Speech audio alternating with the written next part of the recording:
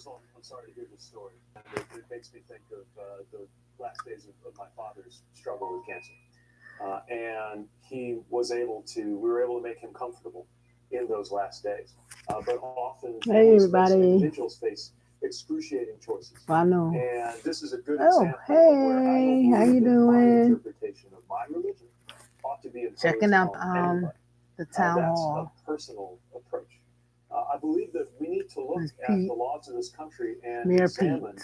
how we can best support people He's doing confronting his these thing. decisions.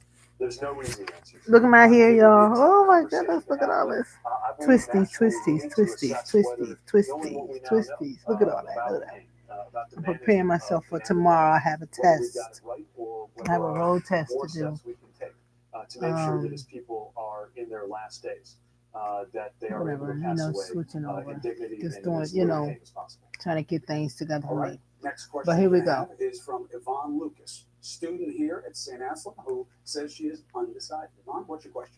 Thank you, Mayor. What changes in veteran administration, if any, would you propose? A whole bunch.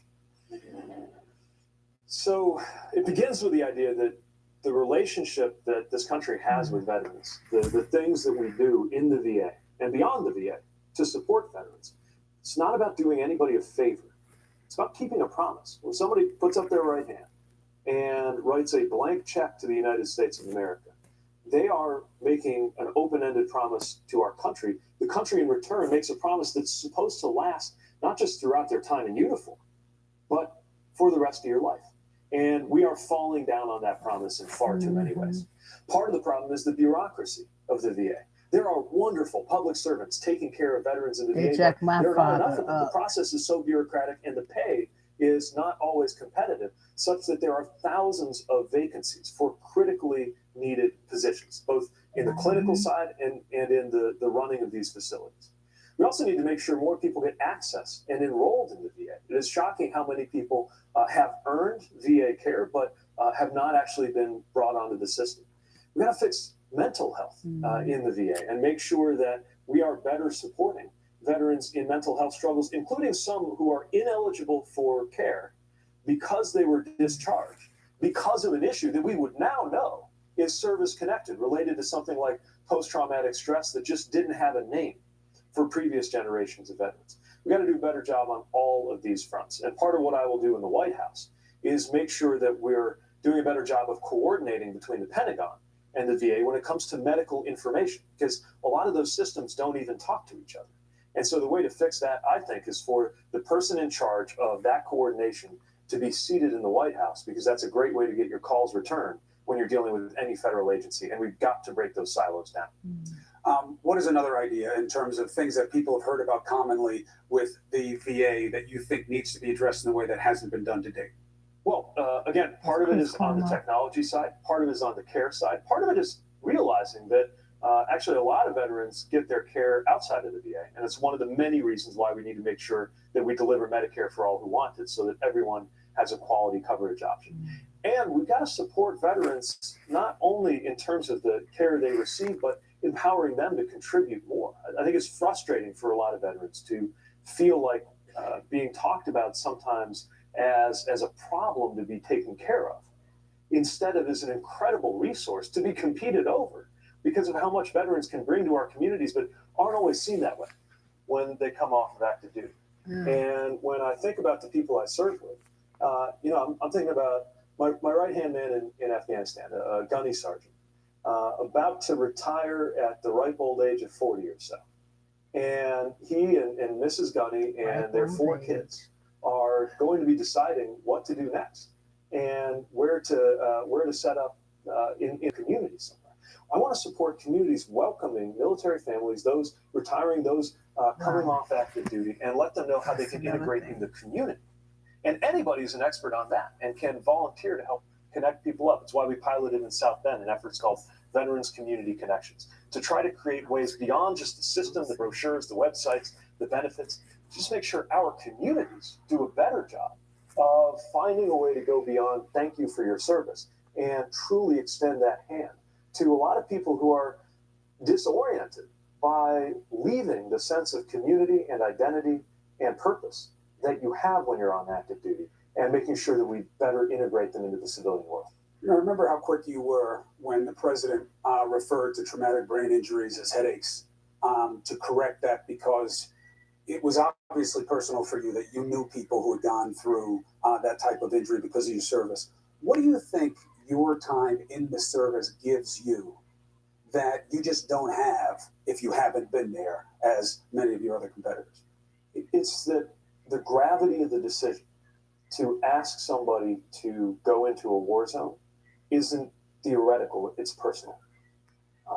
You know, I think a lot about, I shared the story in the debate of a friend of mine who I was training with, who, as we walked away on the day we shipped out, after saying goodbye to family, was looking ahead as we walked toward the barracks, knowing, sensing, he and I could both sense it, that his 1.5-year-old was toddling after him, not understanding why his father was walking away until his mother could scoop him up. This man can talk. Moments like that happen by the thousands when there is a deployment.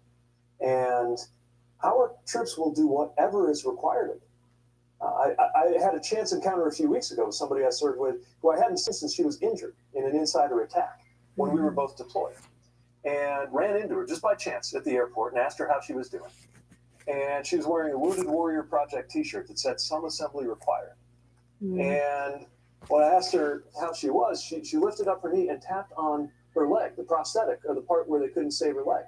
And she said, "The Navy fixed me up just fine." And then she talked about how she's looking forward to an upcoming deployment.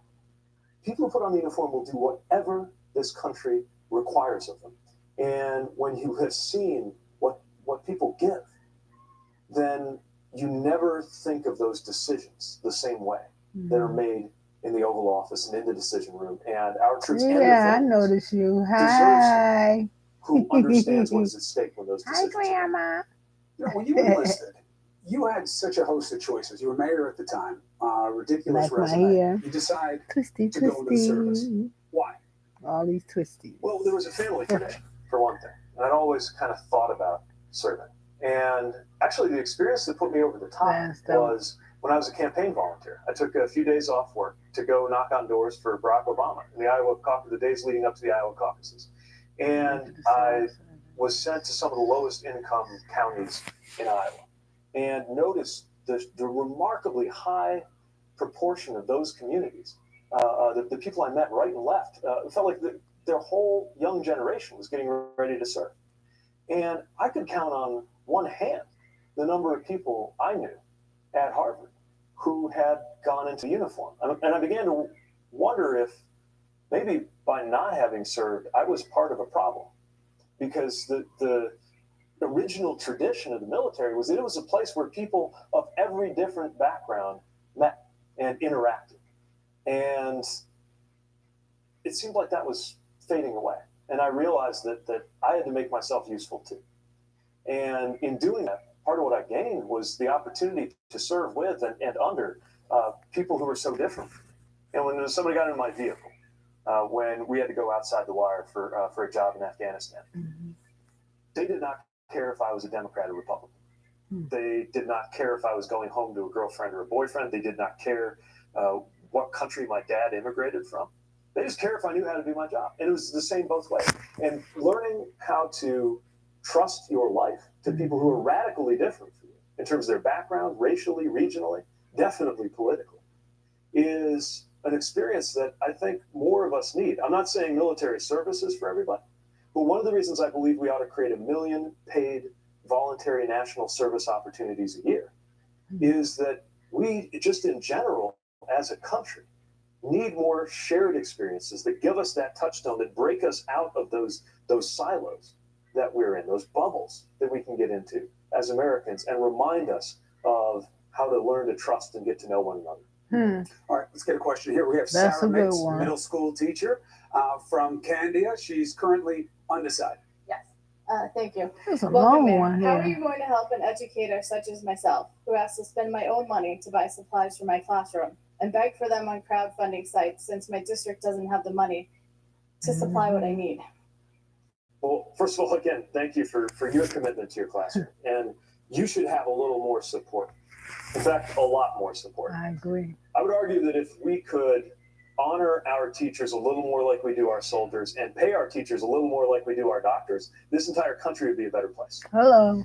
And again, being married to a teacher, I have seen just how much teachers put in and invest in not just having to pick up supplies for your classroom, but emotionally invest in the well-being of kids, conversations with parents long after hours, late nights, grading papers, and yet look at what you're up against.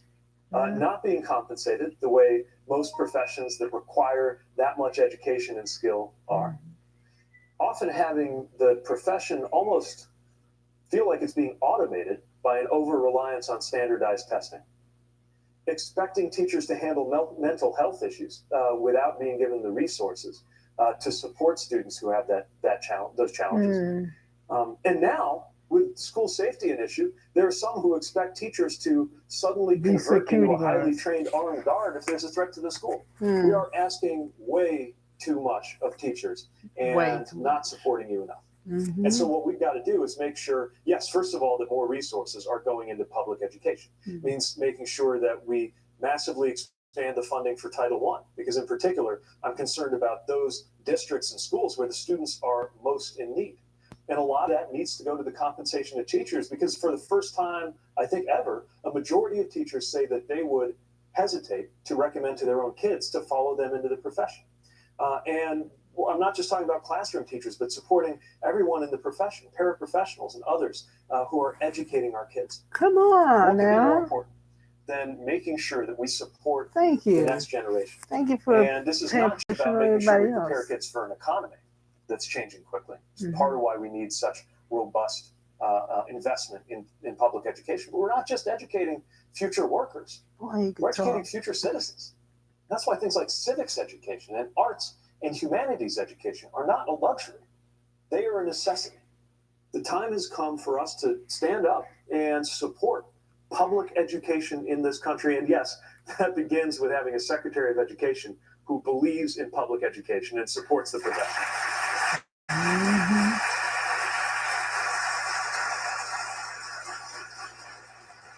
You can tell how important education is here in New Hampshire in this primary, because there are a lot of teachers in the question, and we know they got tough days ahead of them tomorrow. Here's another one. Kathy Eicher, public high school teacher from Nashua, undecided. Good evening. As a candidate, you have talked about many of your topics and your plans, what you plan to do, what you intend to do on many different topics. But I would like to know, if you were only permitted to accomplish one thing when president, what specifically would it be? Just one. Just one. Wow. Well, let me say this. It's not a sizzling, glamorous issue, but the shape of our democracy is the issue that affects every other issue. So in order for us to get better outcomes on funding public education, on dealing with gun violence, and think about this. 90% of Americans, the vast majority of Republicans, of gun owners, think we ought to at least be doing universal background checks, and it still doesn't happen. So my point is, there are so many issues and areas, from climate to gun violence to economics, where Americans want something and Washington cannot deliver. That if you got to pick one thing to fix, it's politics, it's Washington. And there are concrete things we can do about it. Getting money out of politics. I know you said one thing, but I'm going to take the liberty, since we're in a hypothetical. Now, I don't know, because I've disappointed a lot of high school teachers in my life, and I know the look on her face right now. All right, you said one thing. All right, one bill along the lines of H.R. 1. See, the House already passed a pro-democracy, anti-corruption bill, one of many very good pieces of legislation to die in Mitch McConnell's Senate. We could have that kind of legislation and more to make sure that voting rights are secure, that districts are fair, that money is out of politics, and bundle that up into a democracy package. Then everything else gets a little better, gets a little easier in our politics. Hold on. Are you going to have a grade me? I'm just getting a read. No, I'm just saying, as somebody who's, you've never gotten bad grades. As somebody who has, I'm just taking a look. If Mitch McConnell, let me share my experience here. If Mitch McConnell is still there, if you are given the opportunity to lead, but you do not have leadership on your side in the Senate, then how can you change Yeah. and make this one thing happen? Look at Yeah. President So- Obama. Here's what we have going for us right See now. what happened with him? Is that there is a historic American majority insisting that we make these changes, even more than the majority that was available to President Obama a decade ago. On the things that I'm proposing, even though they are bold, big moves forward, from a better democracy to climate action to gun violence to higher wages and family leave, all the things we believe in, there is a powerful enough majority, even in conservative states, that if you can't have a good faith interaction with a GOP Senate, you can have a good interaction with the voters who sent them there. And so to me, the best use of that big blue and white airplane that comes with the Oval Office that the president uses mostly for the purpose of traveling among golf courses with his name on them. I don't even golf, so that's not going to be how I use that airplane. I'm going to use that airplane to go directly into the backyard of senators who are not just defying my White House, but defying their own voters, their own constituents, and require them to explain to Oh, the he's people gonna go who to sent their them house. why they refuse to enact the basic legislation that meets the expectation of their own voters. You will go Alright. to state constituencies when you have an issue Word. situation and campaign for it right there where they're from. Absolutely. This isn't just about campaigning for candidates. It's about campaigning for issues. All right, let's take a break on that. Mr. Mayor, we'll have Did you even more with notice our me? town hall with Mayor Pete You obviously Buttigieg right didn't. after this. I didn't. No. Look. Oh, hi, Desi. Welcome to my life. It's right, all right. Well, Carpet showers? can I just ask Welcome to my life. What? Okay. So, No. I am starting a YouTube channel. It's about Wait a minute. Me. Hold on. Come on. Come on over here. Come to grandma. Come to grandma. I didn't ask you to do all that. Oh my Lord, have mercy. So All right. I am starting a YouTube channel. It's about me starting trying new things. I already did the honeycomb. I just have to edit my video. You know how to edit it? Okay. Work can be like this And I just gotta edit my grandma. video. And then the next episode, me and mommy are gonna do the spicy noodle challenge. Oh, y'all gonna do a challenge? Mhm. I wouldn't do that. You And know we're- why? And on my YouTube, well, it's basically just a YouTube channel. Yeah. It's vlogging and stuff. Yeah, that's what I'm doing here too, but more, you know what I'm doing. So, Yeah. yeah. Right now we're talking about politics. You know, this is You're the welcome. My season. thumbs up. You did, thank you. You're welcome. Yeah. You still watching? No. Okay, so somebody else is watching, maybe. Uh-huh. Well, hello. Look at my hair, got it twisted. Yours one.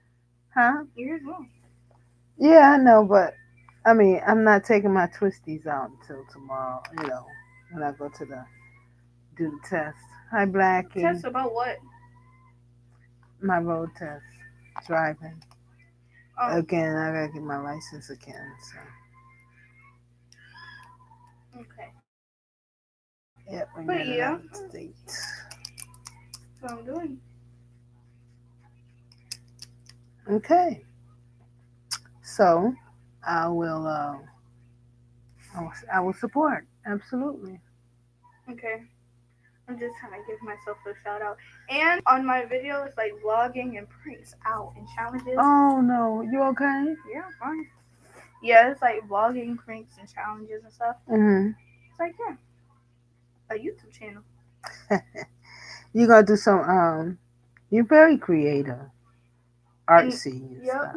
So you're gonna do some arts and crafts and things like that, like your beads and stuff. Oh, Cause you can sell your things. Mhm. You know that, right? You can Yeah. sell your stuff online. Oh God. Because I mean, are you okay? Yeah. What is that? Chocolate? Yeah, that's chocolate ice cream. But Black scratched me, and then I'm bleeding now. Are you bleeding bad? Huh? Can you fix yourself? Um, Yeah, ladies ladylike, right? yeah. Let me Okay. go cleanse this and Give me some chocolate ice cream. Okay. Blackie, you get out of here, please. She said, "Get up. Come on, let's go." Cause I want a dog. And then in the morning, I'm doing my daily school routine. Yeah. okay. Oh, shut I'm up! sick You and tired get of down. being a girl. You don't hiss at nobody. That's a no-no. You gonna mind your We business. gonna sell it. That's what we gonna do. That's my first time seeing her do that because she didn't want to get down. You getting down, and you got down. I'm sorry. I ain't trying to have cat hair in my eyeballs. I don't care. That's why I take the thing off and then I go to bed. I don't play that. Got cat cover for y'all. I don't play that. Anyway, all this time she wanted to take my time. I want to talk about the town hall. And so it's back on. Here we go. I'm sorry, all this time. I want to talk, but me and Pete can talk, man. He sound like a preacher. Hey, glory. You know what I'm saying? I mean, that man could talk. I mean, he talked straight. Couldn't get a word edgewise. You know what I'm saying? But anyway, I'm gonna put this thing back on. And I'm not running to be the gay president of the United States. I'm running to be a president for everybody. But Thank you. talk about God having a sense of humor. And so my hope is that I know right now there's so many, especially young people, who question whether they fit in their own family, in their community, as they come to terms with who they are. And we got a long way to go when it comes to LGBTQ equality right now. But I think that the fact that I'm standing here, the fact that my husband's in the audience watching right now, is just an amazing example of that belief that yes, you belong, and this country has a place for you. If you're human, everybody got a place. When you were speaking that night, you came out, thanked your mom. Yeah. You honored the memory of your father. Yeah. And then you talked about Chasta and you looked at him. And the look on your face was different. Now, I'm not trying to knock you down here emotionally in terms of what it was, but what did it mean to you to look over at the person you love in that kind of moment and recognize that you actually were where you were? Yeah. Well, I mean, he's always known it. Anybody who knows your husband, he's surprised by none of your success. But for you, what was it like? Well, it's just an extraordinary. I don't even have words for it, especially because I wouldn't be here without him. Those two men are in love. When I was a bachelor mayor in South Bend, and honestly, kind of avoiding love because I wasn't ready for the consequences. I never understood how, I'd go to events with my fellow mayors and elected officials. I didn't understand how anybody could possibly hold office and also have a family or a spouse. I just couldn't imagine how you'd have room for both. And it's funny because now I absolutely cannot possibly imagine that without Chasten cheering me on and also offering brutally honest feedback when I need it, and and reminding me of who I am. When we had that conversation before deciding to do this, he let me know that he supported me, and he said that he's all in for this. But a couple of things: we'll always be true to who we are and our values, and we have to find some joy along the way. And he's been a partner in this whole thing, and I quite simply couldn't do it without him. So.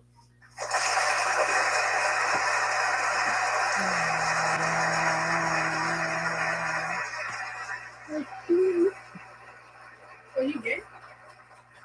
Yeah, Very interested to see how he liked that answer. We'll see. I guess that's how you do it. We'll get what you can take, right? I All don't right, know. let's get back to the audience. Mary Rio, an administrative deserve assistant from nobody. Manchester. She says she is That's not undecided. what I do. Here.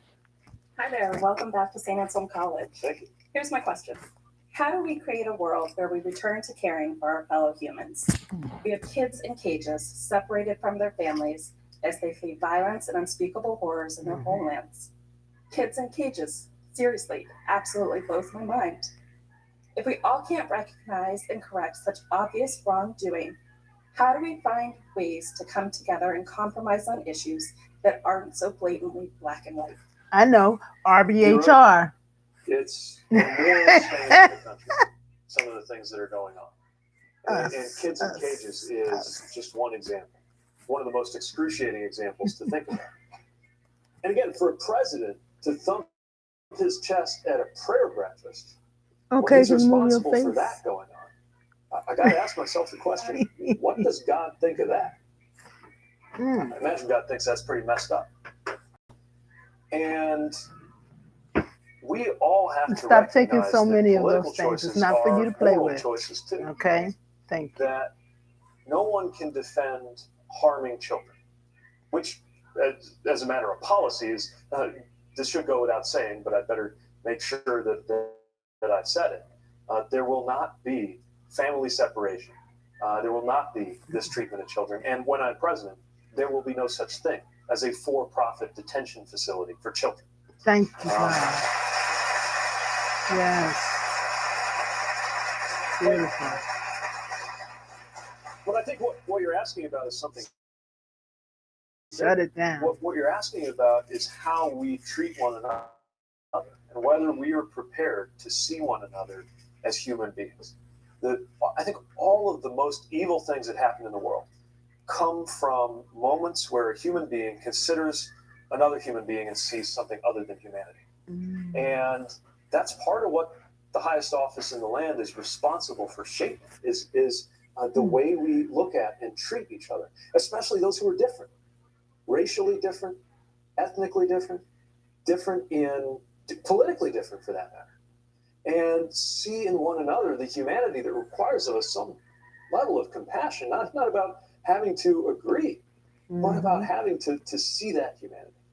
And that is in short supply right now in our politics. And that can change. We don't have to take that sitting down. We don't have to accept that.